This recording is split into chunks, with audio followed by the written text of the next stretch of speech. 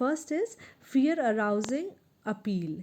जो सूचनाएं हमें डर उत्पन्न करती हैं वो हमारी मनोवृत्ति में परिवर्तन लाती हैं, क्योंकि उससे हमें एक डर उत्पन्न होता है और उस डर को दूर करने के लिए हम अपनी मनोवृत्ति में परिवर्तन लाते हैं। और इसी का परिणाम है कि गुटखा, सिगरेट, इन पर खतरे का निशान या एक घृणात्मक सा चित्र बना दिया जाता है ताकि आप में उनके प्रति एक नकारात्मक मनोवृत्ति हो और वो उस प्रोडक्ट से भी जुड़ जाए, इसलिए ये उपयोग किया जाता है। नेक्स्ट इज वन साइडेड और two sided communication.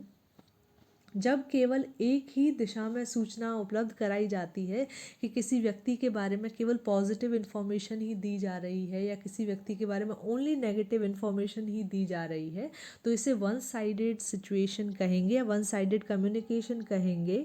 And two sided communication और टू साइडेड इन्फॉर्मेशन, जब किसी व्यक्ति, वस्तु या घटना के बारे में धनात्मक और ऋणात्मक दोनों तरीके की सूचनाएं उपलब्ध कराई जाती हैं, तो उसे टू साइडेड या टू वे इन्फॉर्मेशन कहा जाता है।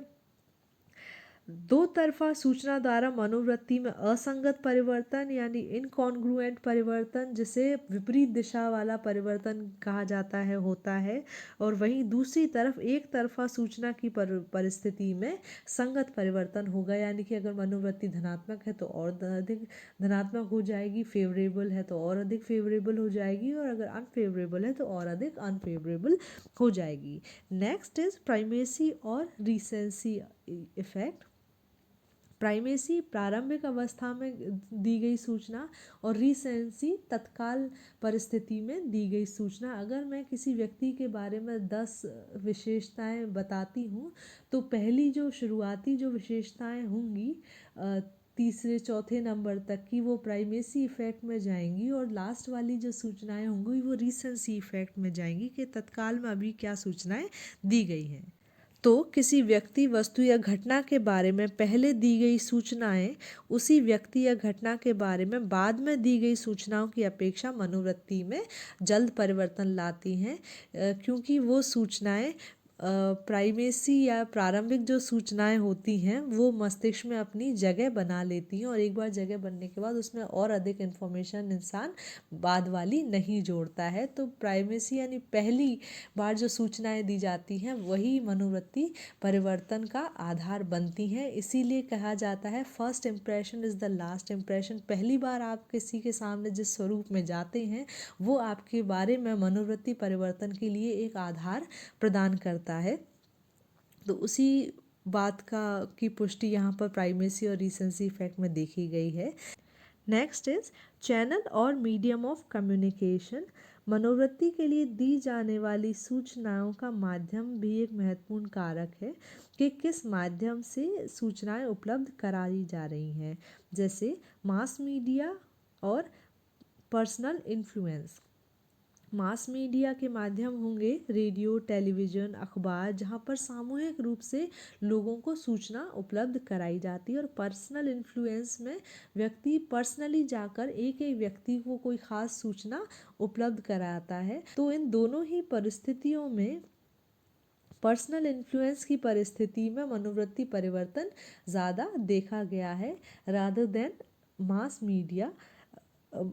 Media influence. Next is active experience और पैसिव रिसेप्शन। आप किसी को किसी खास एक्सपीरियंस के बारे में बताते हैं, वो उससे ज़्यादा कन्विंस होने के बजाय वो उन इन्फॉर्मेशन से ज़्यादा कन्विंस होगा जो उसने उस परिस्थिति में एक्टिवली पार्टिसिपेट करके हासिल करी है। अगर आप किसी को दर्द के बारे में समझाएंगे तो वो दर्द को शायद ना समझ पाए अगर उसने दर्द को महसूस नहीं किया हो। तो ये वही परिस्थिति है, अगर व्यक्ति ने किसी खास परिस्थिति को महसूस किया है तो उसके बारे में उसकी मनोवृत्ति उन्हीं अनुभवों पर आधारित होगी, ना कि किसी और व्यक्ति द्वारा उपलब्ध कराई गई सूचनाओं पर। तो अब तक जो हमने बात करी थी वो सूचना से संबंधित थी और इसके साथ ही साथ सूचना कौन उपलब्ध करा रहा है उससे भी संबंधित थी।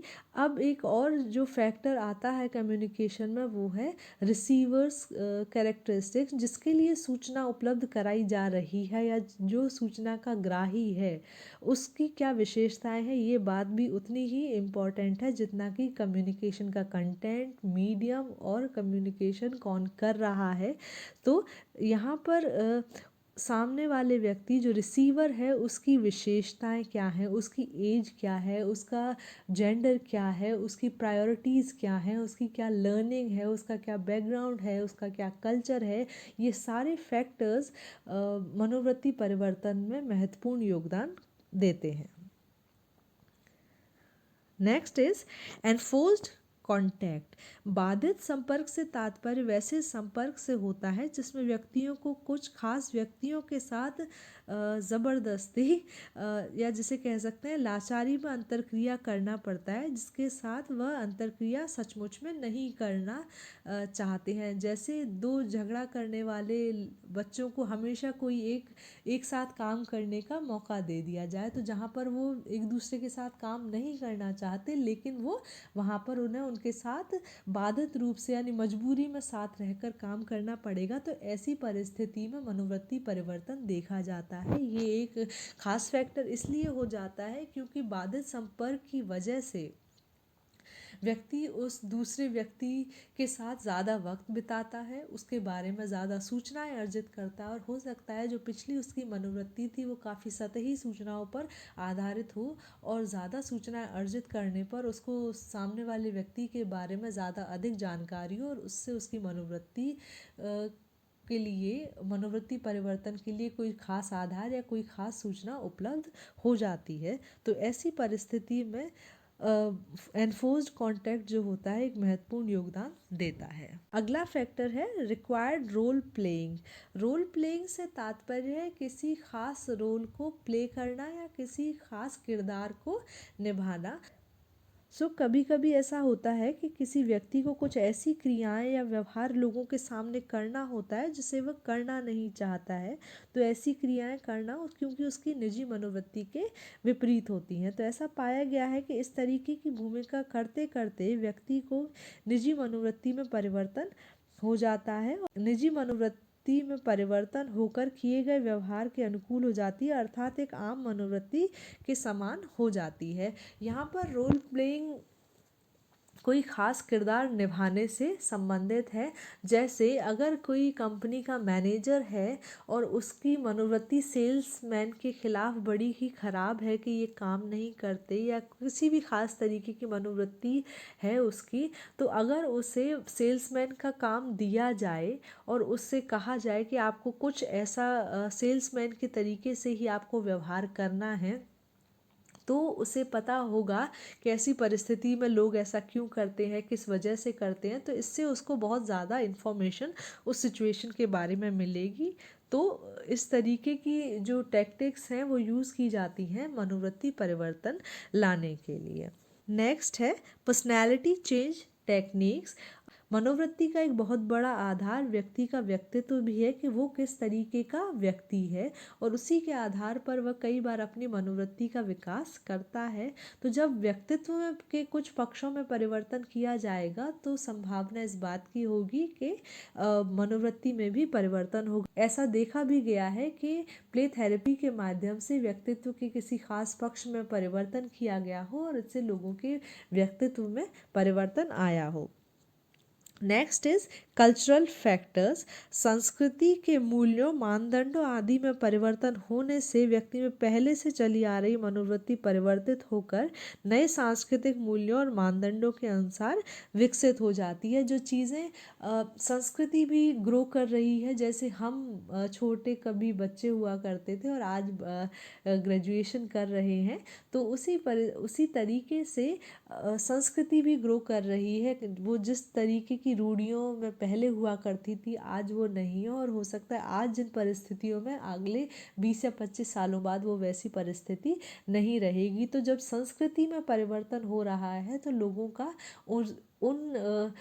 उन रूढ़ियों, उन विचारों के प्रति भी मनोवृत्ति में परिवर्तन होगा। तो ऐसी कई सोशल सिचुएशंस हैं जिनके वो पहले ख़राब माना जाता था, लेकिन अब सही या उचित माना जा रहा है क्योंकि वो अब समाज का हिस्सा हो चुकी हैं। नेक्स्ट इज प्रोपोगेंडा या प्रचार। प्रचार किस तरीके से किया जा रहा है, सूचना किस तरह से उपलब्ध कराई जा रही है। प्रचार का रूप लिखित या मौखिक या प्रत्यक्ष अप्रत्यक्ष कुछ भी हो सकता है।